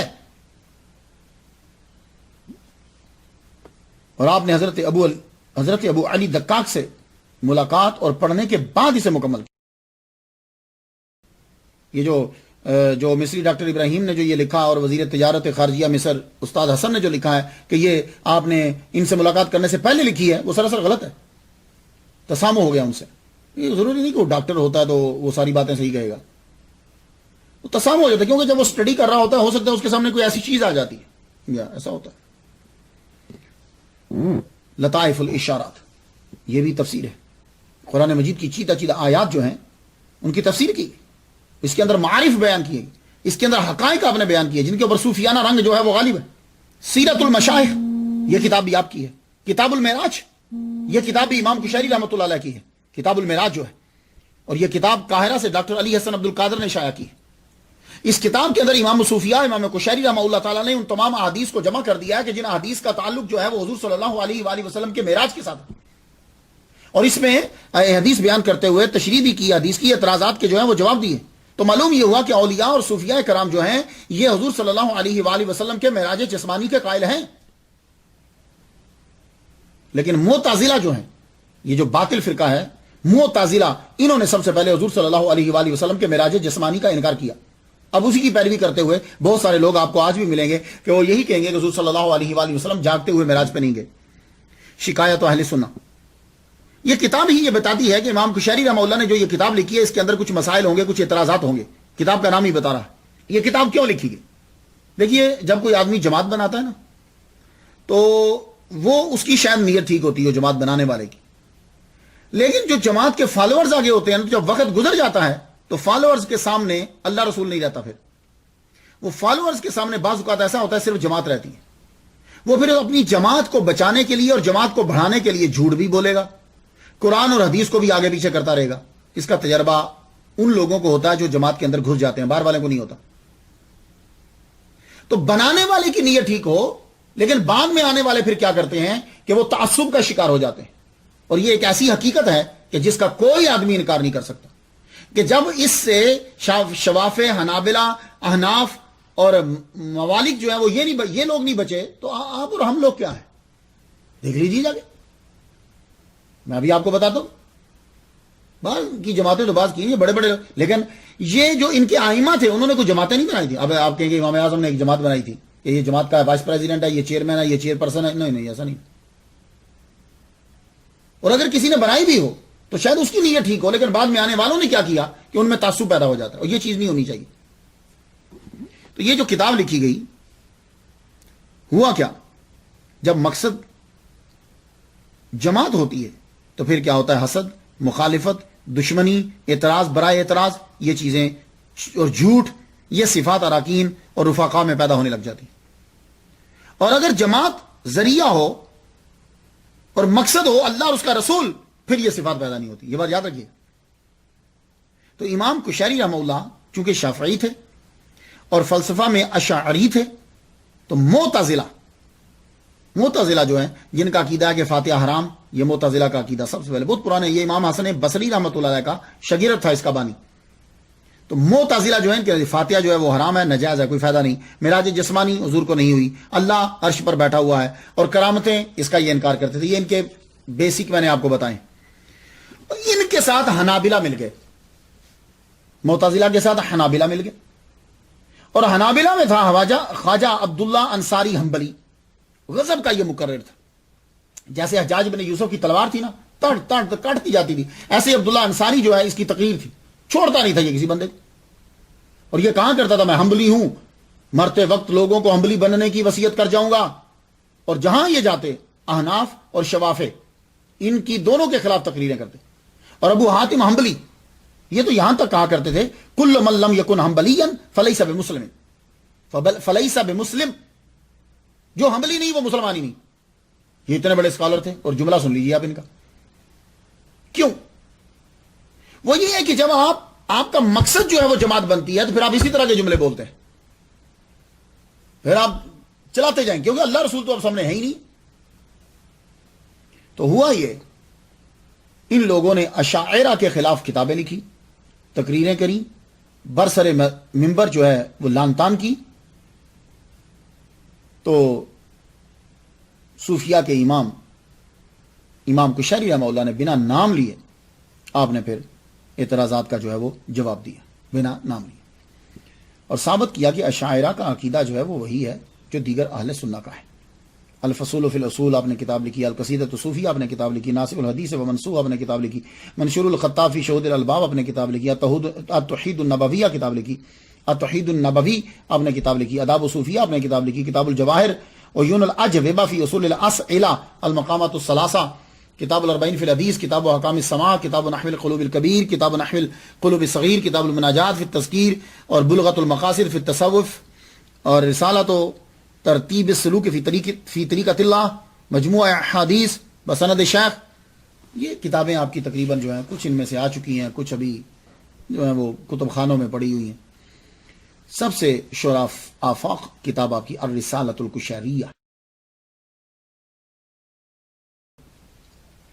ڈاکٹر پیر محمد حسن صدر شعبہ عربیہ بہاولپور یونیورسٹی کی تحقیق کے مطابق آپ نے یہ شورا آفاق رسالہ جو ہے وہ 437 ہجری میں لکھنا شروع کیا اور 438 ہجری کی اوائل کے اندر اس کو مکمل کر دیا آپ نے.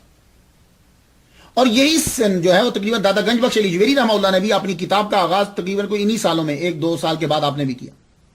تو دونوں ہم عصر ہیں، ملاقات بھی ان کی ہوئی ہے، ملاقات ہوئی ہے. دادا گنج بخش علی جویری رحمۃ اللہ علیہ نے امام قشیری رحمۃ اللہ علیہ کا ذکر اپنی کتاب کے اندر کیا. اللہ اکبر جل شانہ. یہ ہوتے ہیں صوفیہ. امام قشیری شافعی ہیں، دادا گنج بخش حنفی ہیں، لیکن ان کا ذکر کر رہے ہیں. تو تصوف کے اندر یہ ہوتا ہے. یہ بات یاد رکھیے. اب یہ کتاب کیوں لکھی گئی؟ اور بری نے اپنی کتاب صوفیزم کے صفحہ 74 پہ یہ لکھا ہے which was composed with the express purpose of rescuing Sufism from the ill fame to which it had been exposed by the extravagant antinomianism of the Malamatiyya. ایک ریزن اس کی جو ہے نا وہ یہ بیان کی گئی. رسالہ قریشیہ اس غرض سے لکھا گیا کہ تصوف اور صوفیہ کو اس بدنامی سے نجات دلائی جائے جس کا نشانہ یہ غالی لاؤبالی ملامتیہ کی وجہ سے بنے ہوئے تھے. یعنی تصوف کو گدلا کر دیا گیا تھا. ہر بندہ کہہ رہا ہے شریعت کے خلاف کام کر رہا ہے اور بورا میں صوفی ہے. تو یہ آج ہی کے دور کی پرابلم نہیں ہے، یہ پرابلم اس دور میں بھی تھی. تو اس دور کے اندر امام قشیری رحمۃ اللہ علیہ نے اس کو کلیئر کیا، بھائی صوفیزم یہ ہوتا ہے. تو آج کے دور میں آپ لوگ میرے ساتھی، ہم لوگ جو ہیں وہ یہ دنیا میں آگے پھیلا رہے ہیں کہ صوفیزم اصل میں کیا ہے. شریعت کے خلاف کام کرنا صوفیزم ہرگز نہیں ہے. یہ آپ لوگوں نے اب پھیلانا ہے، یہ بتلانا ہے. یہ میں عرض کر دوں آپ کو. اور ماشاءاللہ ہمارے ساتھ بہت آدمی، ممبئی کے اندر بہت کام ہو رہا ہے. ہمارے لیکچر جو ہیں وہ چینل پر چلائے جا رہے ہیں. MP3 جو ہے وہ اسے بنا کے آگے پھیلایا جا رہا ہے. DVD جو ہے وہ لوگ جو ہیں وہ سن رہے ہیں اسے. کچھ لوگ اپنے گھروں کے اندر روزانہ جو ہے ایک لیکچر سنتے ہیں. تو آپ بتاؤ کہ صوفیزم کیا ہے، کہ اصل میں صوفیزم جو ہے وہی تو اسلام ہے، تصوف ہی تو اسلام ہے اصل میں. لیکن آج کل میں ایک بات آپ کو بتاؤں، امریکہ کے اندر اور یورپ کے اندر مولانا روم کو اور فرید الدین عطار رحمہ اللہ کو بڑا پسند کیا جا رہا ہے. غلط بات نہیں ہے، لیکن سوچنے کی بات ہے کہ کیا ہمارے تصوف کے اندر صرف 2 ہی ولی اللہ ہیں، فرید الدین عطار رحمہ اللہ اور مولانا رومی، ان کے علاوہ اور کوئی نہیں ہے؟ یہ ہے کویشچن. مجھ سے ایک صاحب نے پوچھا، میں پاکستان میں تھا تب، بہت بڑی گدی ہے، کہنے لگے سنا ہے کہ یورپ کے اندر تصوف بہت پھیل رہا ہے. میں نے کہا آپ کو کس نے کہا ہے کہ یورپ کے اندر تصوف بڑا پھیل رہا ہے؟ کیا یورپ کے سارے بندوں نے داڑھیاں رکھنی ہیں، سر پہ پگڑیاں پہن لی ہیں؟ تصوف کہاں پھیل رہا ہے؟ کہنے لگے یہ مولانا روم اور یہ. میں نے کہا مجھے معلوم ہے ڈاکٹر دیپک چوپڑا جو ہیں یہ تصوف مولانا روم کے مثنوی کو بڑا پھیلا رہے ہیں. بلکہ یہ جو ہالی ووڈ ہے پوری اس کے اوپر جو ہے وہ سب گائک نے مل کر گایا ہے مولانا روم کے کلام کو. اور مولانا حضرت فرید الدین عطار رحمہ اللہ کی جو وہ جو منطق الطیر ہے اس کے اوپر ڈرامے ہو رہے ہیں پوری یونیورسٹیز کے اندر. لندن کینیڈا میں ہو رہے ہیں، لندن میں ہو رہے ہیں، یہاں ہو رہے ہیں. تو میں نے کہا یہ تصوف نہیں پھیلا، خوش نہیں ہو. تمہاری سیاست پر بھی دوسروں کا قبضہ، تمہارے مذہب پر بھی دوسروں کا قبضہ، اسی طرح تمہارے تصوف پر بھی دوسروں کا قبضہ. اور آج کل تصوف کس طرح کا پھیلایا جا رہا، سن لو. یہ ایک نیا تصوف تمہارے اندر ڈالا جا رہا ہے. وہ کچھ پیر لیے ہیں، ان کو پیروں کو ایک تصوف کا آئیکن بنا دیا گیا. تو آئیکن بنا کر ان کو وہ کام کروایا جا رہا ہے جو ان کی پسند کا ہے. وہ کیا؟ لڑکیوں اور لڑکوں کو اکٹھا بٹھایا جا رہا ہے تصوف کے اندر. تو آپ کے تصوف میں یہ جائز ہے لڑکیوں اور لڑکے اکٹھے بیٹھ جائیں؟ یہ کون سے تصوف کی تعلیم دے رہے ہو آپ؟ تو اس لیے خدا کے لیے ہمارے جو صوفیہ کرام کے جو امام ہیں ان میں سے صرف مولانا روم ہی نہیں ہے اکیلے. مولانا روم کا ایک اپنا الگ ایک ٹریک ہے. فرید الدین عطار جو ہیں یہ الگ ہیں. لیکن انہی کو کیوں لیا جا رہا ہے؟ اس لیے کہ ان کو لے کر ایک بہت سکوپ مل جاتا ہے اپنا مسلک بیچ میں گھسیڑنے کے لیے. تو اس لیے خوش مت ہوا کرو جب کبھی کوئی عیسائی یا یہودی تمہاری چیز کو اپنا رہا ہو تو اس میں اپنی حقانیت تسلیم نہ کیا کرو، اس میں فوراً سے ادھر پلٹ جایا کرو کہ جب امیر معاویہ رضی اللہ تعالیٰ عنہ کو شیطان اٹھا رہا تھا کہ اٹھیے فجر کی نماز پڑھ لیجئے، تو اس میں حالانکہ شیطان نماز سے روکتا ہے لیکن وہ یہ نماز کی تبلیغ اب کیوں کر رہا ہے؟ تو بس اس کا جو جواب آپ کے ذہن میں آ جائے گا تو یہ میری بات کا جواب بھی آ جائے گا کہ یہ کیا ہے۔ تو مراکوں کے اندر جو تصوف نکالا جا رہا ہے، میں خود مراکش میں گیا کہ میں دیکھوں جا کر کے تصوف کیا ہے، تو کافی شاپ کے اندر لڑکیوں اور لڑکوں کا اکٹھا بیٹھ جانا، یہ خدا کی قسم یہ تصوف نہیں ہے۔ تصوف سن لیجئے جملہ صوفیہ کا، صوفیہ کا جملہ یہ ہے کہ پڑھانے والے حسن بصری ہوں، پڑھنے والی رابعہ بصریہ ہو، خانہ کعبہ کے اندر بیٹھ کر پڑھا رہے ہوں تب بھی ناجائز ہے تنہائی میں، یہ ہے، یہ بات یاد رکھیے گا۔ اور ایک جملہ میں اور بتاتا جاؤں ان بڑے بڑے صوفیوں کو، یہ جو عورتوں اور مردوں کے مجمع اکٹھے کر دیتے ہیں اور کہتی ہیں کہ یہ تصوف ہے، میں ایک بات کا مجھے جواب دے دیں، کیا ان کی عورتیں حضور پاک صلی اللہ علیہ وسلم کی بیویوں سے زیادہ پاک دامنہ ہیں، یا ان کے مرد جو ہیں وہ حضور صلی اللہ علیہ وسلم کے دور کے نبینا صحابیوں سے زیادہ اچھے ہیں؟ یہ میں نبینا کی قید لگا رہا ہوں، میں نے بینا کی قید ہی نہیں لگائی، کیوں کہ نبینا تو ویسے ہی نہیں دیکھ سکتا، لیکن اس دور میں نبینا صحابی بھی اگر محفل میں آ جائے تو حضور صلی اللہ علیہ وآلہ وسلم اپنی ازواج کو کہہ رہے ہیں کہ پردے میں چلی جاؤ، کیونکہ اس کی اگر آنکھ نہیں ہے تو تمہاری آنکھ تو ہے۔ مجھے اس کا جواب دے دیں، تم حضور سے زیادہ بڑے ہو، تمہارے مجمع میں بیٹھنے والی عورتیں صحابہ حضور صلی اللہ علیہ وسلم کی ازواج سے زیادہ پاک دامنہ ہیں، اور تمہارے مجمع میں بیٹھے ہوئے بندے جو ہیں وہ حضور پاک صلی اللہ علیہ وسلم کے دور کے صحابیوں سے زیادہ نیک ہیں، تم کون سے تصوف کی تعلیم دے رہے ہو؟ تو خدا کے لیے تصوف کو تو پاک رہنے دو، یہ ہمارے پاس ایک چیز ہے کہ جو پاک تھی، اب اس کو بھی گدلا کیا جا رہا ہے، اس میں قوالی گسیڑ دی، داخل کر دی، اور وہ قوالی داخل کر دی اس کے اندر کہ جیسے چرچ کے اندر جو ہے وہ گانے گائے جاتے ہیں، وہ والی قوالیاں داخل کر دی اس کے اندر، اور اس کے اندر تصوف جو شامل کیا وہ تصوف شامل کر دیا، اس کے اندر عورتوں اور مردوں کو اکٹھا بٹھا دیا جیسا کہ چرچ کے اندر بٹھایا جاتا ہے۔ تو کبھی کسی آدمی کو ایسا، اس آدمی کو کبھی صوفی تسلیم نہ کرنا کہ جو مردوں اور عورتوں کو اکٹھا بٹھلا دے اور کہے کہ یہ تصوف ہے، ایسا تصوف ہرگز نہیں ہے۔ تو یہی حال ہو رہا تھا امام قشیری رحمہ اللہ کے دور میں۔ پھر آپ نے رسالہ قشیریہ لے کر تصوف کو پاک کیا، اور آپ نے بتایا کہ سنو حقیقی تصوف یہ ہے۔ صوفیاء کی پھر چند ان کے مثالیں دی، یہ صوفیاء کرام ہیں، ان کے عقائد یہ ہوتے ہیں، پھر اس کی اصطلاحات آپ نے لکھی، اصطلاحات کی پھر آپ نے تشریحات کر دی، پھر آپ نے ثابت کیا کہ تصوف کے تمام مسائل جو ہیں ان کی بنیاد قرآن پر ہے اور حدیث کے اوپر ہے۔ بات سمجھ میں آ گئی؟ آپ نے اس کتاب کو اللہ اور اس کے رسول کی خاطر لکھا، اور یہ کتاب بڑی مقبول ہوئی، رسالہ قشیریہ جو، اور اس کے بارے میں یہ کہا جاتا ہے کہ جس گھر میں یہ کتاب ہو وہاں کوئی آفت نازل نہیں ہوتی، اس لیے یہ رسالہ قشیریہ فوراً لیجیے آپ کتاب۔ اور یہ کتاب ڈاکٹر پیر محمد حسن صاحب کا ترجمہ ہو یا محمد صدیق ہزاروی صاحب کا ترجمہ، یہ دو دیکھ لیجیے گا کس نے ترجمہ کیا، اور یہ اپنے گھر کے اندر کتاب رکھی۔ اور یہ میں اپنے تمام سامعین کو جو میرے 77 لیکچر سن چکے ہیں ان کو یہ میں مشورہ دینے لگا ہوں، کبھی بات ذہن میں آتی ہے کبھی نہیں آتی۔ آپ لوگ تصوف پر اٹھنے والے اعتراضات کا جواب دینا چاہتے ہو، یا آپ تصوف کے بارے میں جاننا چاہتے ہو، یا آپ تصوف پر عمل کرنا چاہتے ہو، تو آپ اپنے پاس 3 کتابیں رکھ لو۔ رسالہ قشیریہ،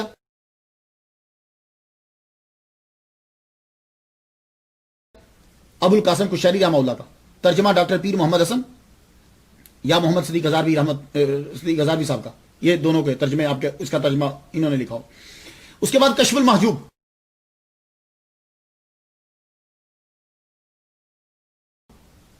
کشف المحجوب جو ہے یہ علامہ سعید صاحب جو خطیب جامع مسجد داتا گنج بخش جو ہیں جامع مسجد، ان کا ترجمہ یہ، اور عوارف المعارف،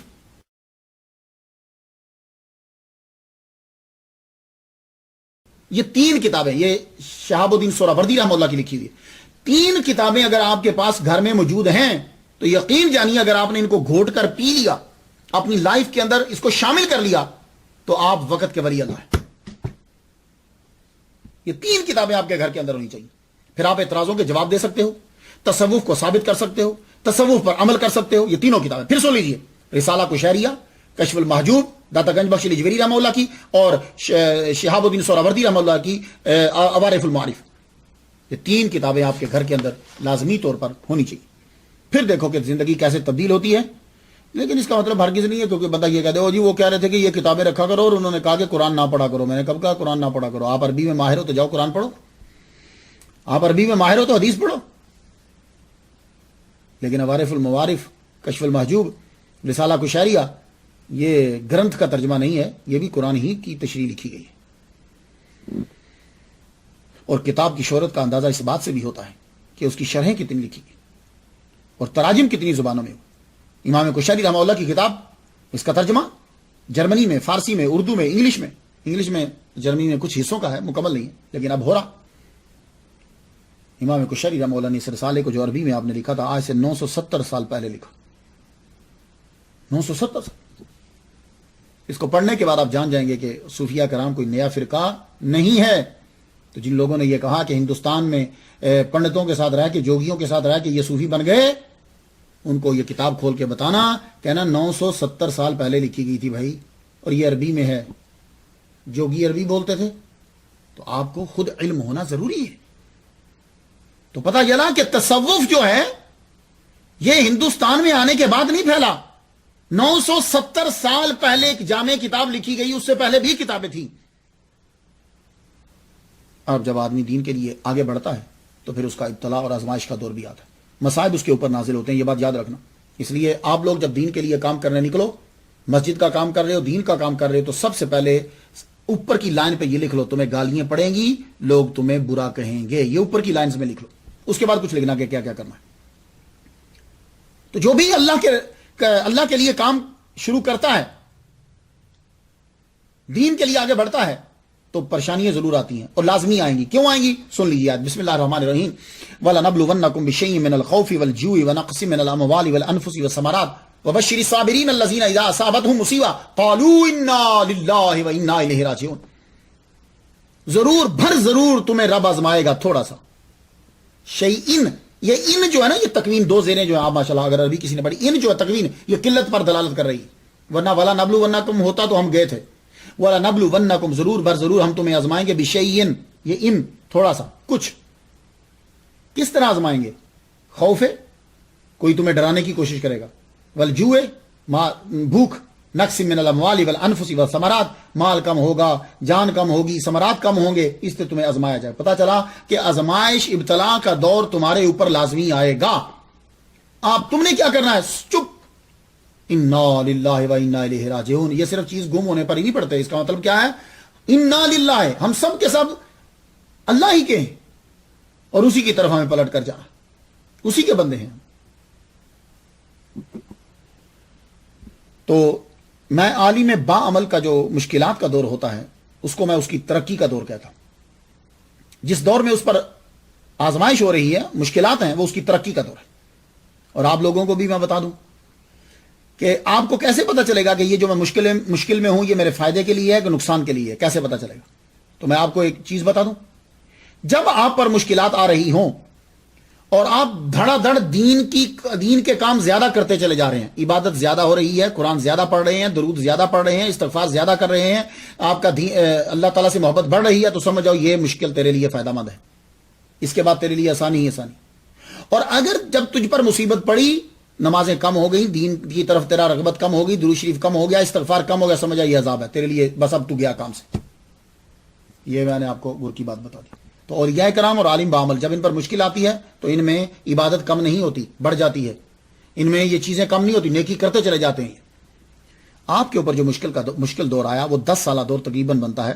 یہ سلطان تغرل، تغرل تینوں پروننسیشن ہے. سلطان تغرل بیگ کا دور ہے.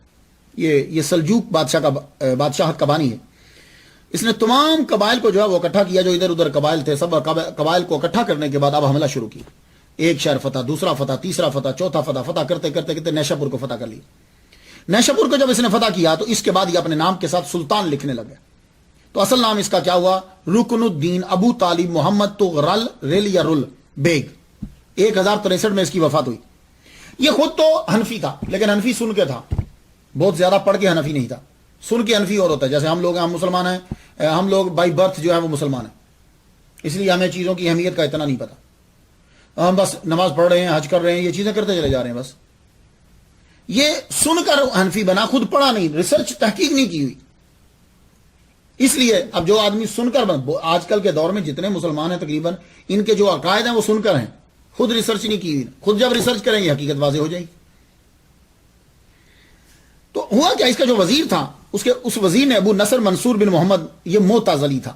تو معتزلی جو ہیں ان کا بھی عقیدہ یہی ہے کہ خود کو چھپا کے رکھو۔ یہ معتزلی تھا لیکن کہتا تھا کہ میں حنفی ہوں، اور خود کو دولت کمانے کے لیے، خود کو بچانے کے لیے اور اپنے بد عقیدگی کو پھیلانے کے لیے خود کو چھپا لیتے ہیں یہ لوگ، اور اس کو مختلف نام دیتے ہیں، پھر قرآن و حدیث سے بھی اس کو ثابت کرتے ہیں اپنے جھوٹ کو۔ اس کا یہ عقیدہ تھا کہ قرآن اللہ کی مخلوق ہے، کرامت کا کوئی وجود نہیں، تم فاتحہ جو پڑھتے ہو یا نیکی کا ثواب دیتے ہو وہ مردے کو نہیں ملتا، اور دوسرے مسلمانوں کا قتل کرنا ان کے لیے جائز تھا۔ تو یہ لوگ کیا کرتے ہیں کہ ان کا ٹارگٹ جو ہے وہ امیر لوگ ہوتے ہیں اور بادشاہ ہوتے ہیں۔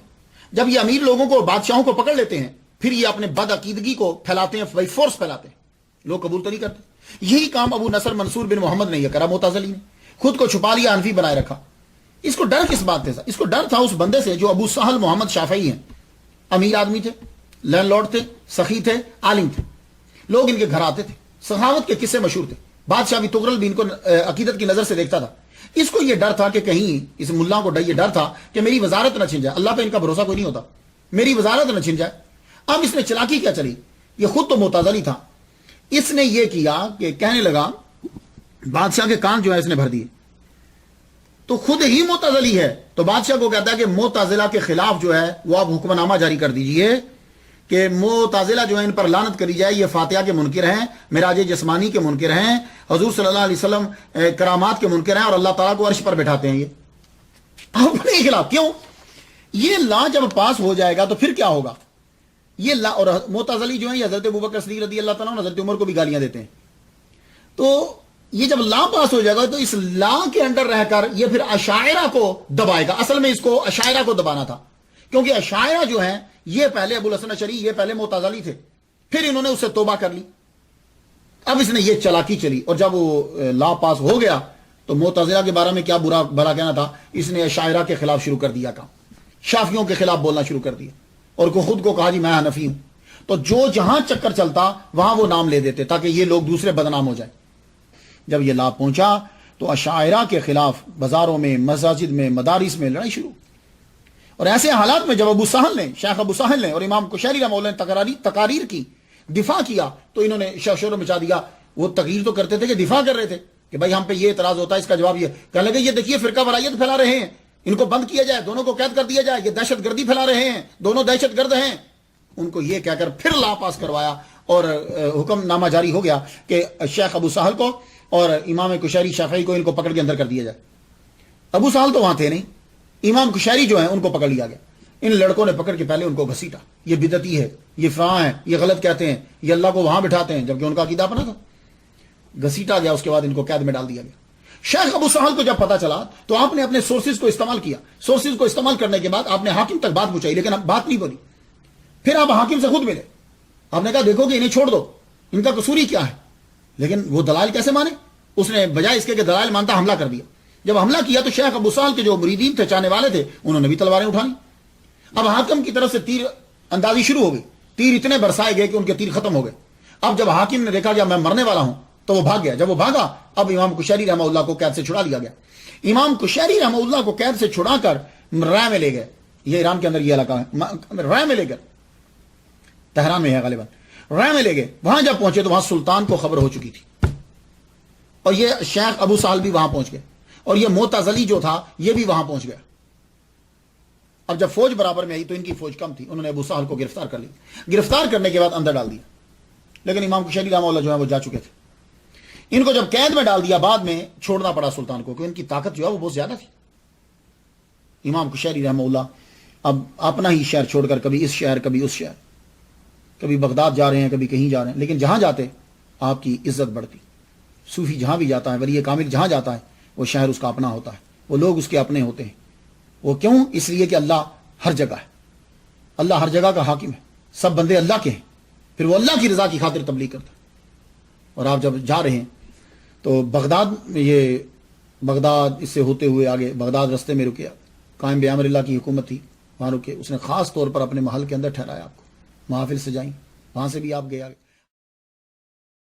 جل شانہ، تو آپ حج کرنے کے لیے نکلے، پہنچے تو اس سال 400 قاضی وہاں حج کرنے کے لیے پہنچ گئے، دور دراز علاقے سے، کوئی ادھر سے کوئی ادھر سے، کیونکہ ظاہر ہے معتزلی فرقے کا اثر اتنا تھا، بڑے بڑے علماء اپنی جان بچا کر وہاں پہنچے اور حج کے اوپر جو ہے وہاں اکٹھے ہو گئے۔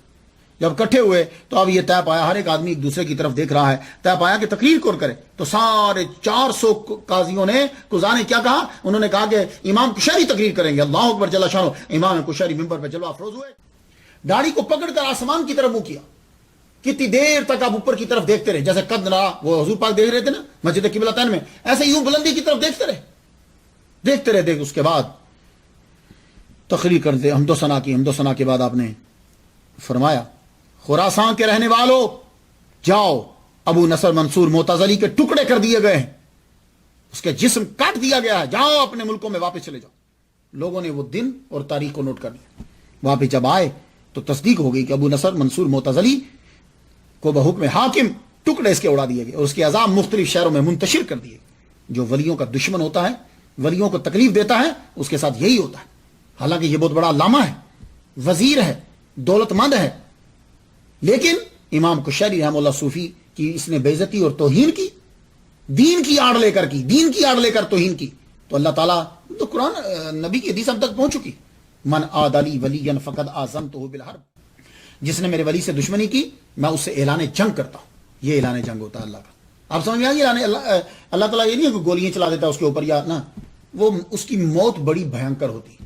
اس لیے آؤ ہمارے ساتھ شامل ہو جاؤ، ہماری کوئی جماعت نہیں ہے، بس ایک سبق ہے، وہ یہ اللہ سے پیار ثابت ہوتا ہے جب اس کے بندوں سے تم پیار کرو، تو یہ بندے اس کے قریبی بندے ہیں ولی کا، ان سے پیار کرو، ان کا ذکر کرو۔ امام کشیری رحمہ اللہ، آپ کی عزت ہر جگہ ہوتی۔ تو جب یہ امام کشیری رحمہ اللہ نیشا پور جب واپس آئے تو نیشا پور سے توس آئے۔ 1063 میں اس کی تغرل بیگ کی وفات ہو گئی، اس کا بیٹا ارسلان جو ہے وہ بیٹھا اور وزیر بنے نظام الملک توسی۔ اس نے فوراً اعلان کر دیا تمام خرافات کو ختم کر دیا جائے، یہ لان تان جو کی جاتی سب ختم کی جائے۔ سارے علماء پھر اپنے اپنی جگہ پہ واپس آئے۔ امام کشیری رحمہ اللہ بھی نیشا پور میں واپس آئے، پھر آگے مدرسہ کشیریہ کے اندر آپ نے سلسلہ شروع کیا، تدریس شروع کر دی۔ طلباء اور اس عالم بعمل سے قرآن اور حدیث، فقہ اور خوشنویسی، شاعری، تصوف سیکھتے۔ آپ کے شاگرد بڑے بڑے عظیم، اور یہ بڑی بات ہوتی ہے کہ کسی شاگرد کو عظیم استاد مل جائے اور کسی عظیم استاد کو شاگرد مل جائے۔ آپ نے ہر طرح سے تبلیغ کی، روحانیت، یہ تعویذ اور یہ وظائف جو ہیں یہ بھی آپ سے میں ایک وظیفہ آپ کو بتا دوں، کیونکہ میرا موقف جو ہے نا وہ فوکس یہ نہیں ہے کہ تعویذ آپ کو بتاؤں اور دم، آپ کو میں قرآن مجید پڑھو اور اولیاء کرام کے ذکر کو، ان کی تاریخ کو پڑھو، کرم ہی کرم آپ کے اوپر۔ لیکن پھر بھی کبھی کبھی ضرورت پڑتی ہے جو اولیاء سے ہوتا میں آپ کو بتا دیتا ہوں۔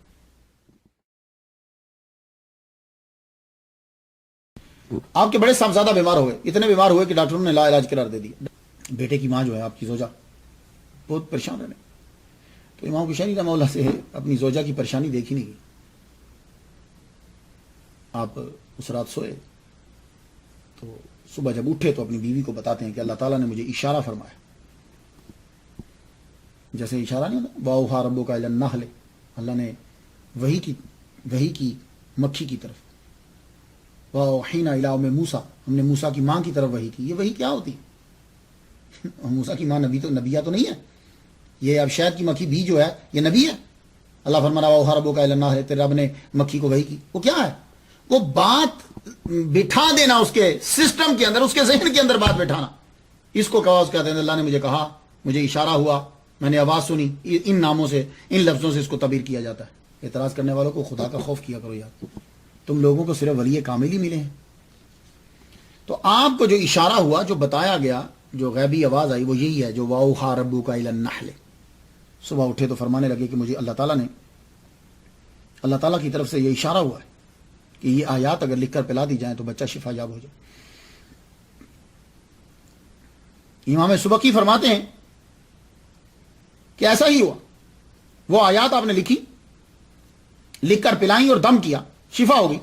اس کے بعد جتنے بھی شافعی سلسلے کے اندر ہیں، شوافع بہت سارے جو ہیں وہ صوفیاء، ان آیات کو انہوں نے اپنا جو ہے وہ اپنے سلسلے میں شامل کر لی، وہ تویز اس کا دیا کرتے ہیں۔ آپ سب لوگ بھی لکھ لیجئے، میں آہستہ آہستہ بولوں گا تاکہ آپ نوٹ کر لیں اور میری طرف سے آپ کو اجازت ہے، اور آپ اپنے پیر سے بھی اجازت لے لیجئے گا۔ جو آپ میں سے 5 وقت کی نماز پڑھتا ہے، تہجد پڑھتا ہے، وہ یہ لکھ سکتا ہے۔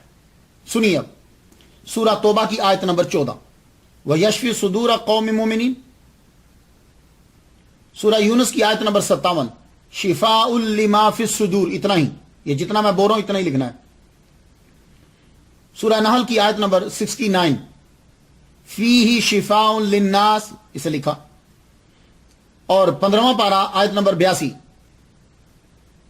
وَنُنَزِّلُ مِنَ الْقُرْآنِ مَا هُوَ شِفَاءٌ وَرَحْمَةٌ لِّلْمُؤْمِنِينَ، اتنا ہی لکھنا ہے۔ سورہ شعراء کی آیت نمبر 80، وَإِذَا مَرِضْتُ فَهُوَ يَشْفِينِ۔ سورہ فصلات آیت نمبر 44، قُلْ هُوَ لِلَّذِينَ آمَنُوا هُدًى وَشِفَاءٌ۔ پوری ہو گئی۔ اس کو آپ نے زعفران کے پانی کے ساتھ لکھنا ہے۔ زعفران کو ڈبو دیں، ڈبونے کے بعد اس کا پانی ہوگا تو قلم لیں، یہ اس کے ساتھ نہیں لیں، اس میں کیمیکل ہوتا ہے، وہ قلم لے کر اس کو لکھیں، پیالے پہ لکھ لیں یا کاغذ پہ لکھ لیں۔ تو لکھ کر سورہ توبہ کی آیت نمبر 14 جس میں وہ صدور قوم مومنین ہے وہ والی، اور سورہ یونس کی آیت نمبر شفاء لما فی صدور، اور سورہ نحل فیہ شفاء للناس، اور وننزل من القرآن ما هو شفاء ورحمۃ للمؤمنین وَإِذَا مَرِضْتُ فَهُوَ يَشْفِينِ۔ سورہ شعراء کی آیت نمبر 80، قُلْ هُوَ لِلَّذِينَ آمَنُوا هُدًى وَشِفَاءٌ۔ فصلات آیت نمبر 44۔ یہ اب وہ جب لکھ لیا، اب اس کے اپنے بیٹے کو جو بھی ہے اس کو مریض کو پلانا شروع کر دو، روز کا 1 دفعہ اسے پلاؤ، اور جو پڑھ رہے ہو پھونک بھی مارتے جاؤ۔ اللہ تعالیٰ کو منظور ہوا تو آپ کا وہ مریض شفا پا جائے گا۔ جو دنیا میں آتا ہے آخر اس کو دنیا سے جانا بھی ہوتا ہے۔ آپ نے پوری زندگی لوگوں کو گناہوں سے بچانے میں گزار دی، تصوف کے ذریعے سے رب کی طرف اب لاتے۔ 16 ربیع الثانی 465 ہجری 29 دسمبر 1072 میں طلوع آفتاب سے قبل قمری سال کے مطابق 89 سال تقریباً آپ کی عمر ہو چکی۔ آپ پردہ فرما گئے، آپ کو آپ کے مرشد کے پہلو میں ہی دفن کر دیا گیا۔ آپ کا ایک گھوڑا ہوتا تھا جس پہ آپ سواری کی، 20 سال تک تقریباً، آخری عمر میں 20 سال تک وہ آپ کے پاس رہا، آخری عمر میں، شاید آپ نے آخری عمر میں لیا ہوگا اسے، آپ کے پاس رہا۔